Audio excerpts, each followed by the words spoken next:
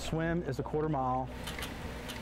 The bike is 10 miles, and the run is a 5K, which is 3.1 miles. Those are the basics of any triathlon, but this one is based on something more, a desire to try to make a difference. Well, in 2005, my wife and I had a son that was born with some severe issues. Now that he's 8, he would be described as severely handicapped.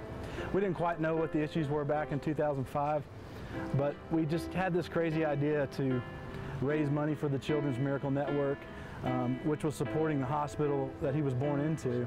A crazy idea that has now grown into a yearly tradition. A friend of mine, Jacob, was inspired to do the event, and I've done it before, but I don't typically race because as the director, it's just hard to do both.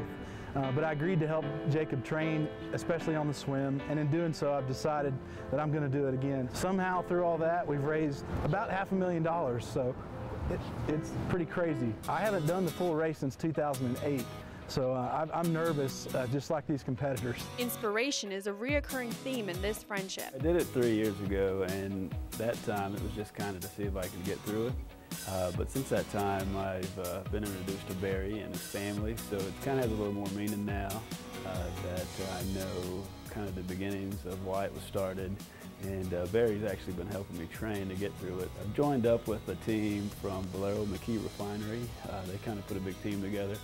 So it's going to make it a little more special for me this go around, rather than not just trying to get through it, but kind of the whole reason for doing it. It's pretty cool. Like I say, it kind of holds a special place in my heart. When the going gets tough, Jacob and Barry rely on each other for support and remember what they're really competing for. For us, it's just a celebration of life. I mean, to get out there and compete, no one's competing against anybody else. Jacob and I are competing against ourselves. You know, the goal is to finish. But as he mentioned, we're raising money, and that's really all that matters. I'm competing because Jacob inspired me, but we're all competing because of my son, and he's not able to compete.